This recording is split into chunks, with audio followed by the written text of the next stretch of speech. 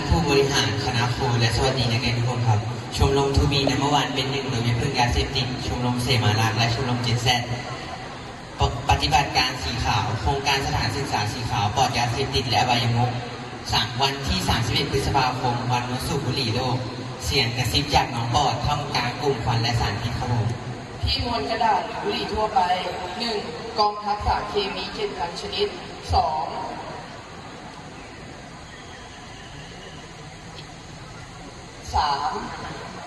ทำลายผู้พิทักษ์ 4. คาร์บอนมอนอกไซด์ 5. นิโคตินและน้ำมันดินพีพอตหรือบุหรี่ไฟฟ้าครับผม1ครับเปลี่ยนสารเคมีเปลี่ยนความร้อนให้เป็นสารเคมีครับ2ครับอีโวดีทำภัยเงียบทำลายปอด3วิตามินอีเอ็กซิเดต4เซลล์ปล่อยไขมัน5นิโคตินทำลายเลยครับผมชมรมทูบีนัมเบอร์วันชมรมเสมารักและชมรมเจนแซดขอขอบคุณครับในลำดับต่อไป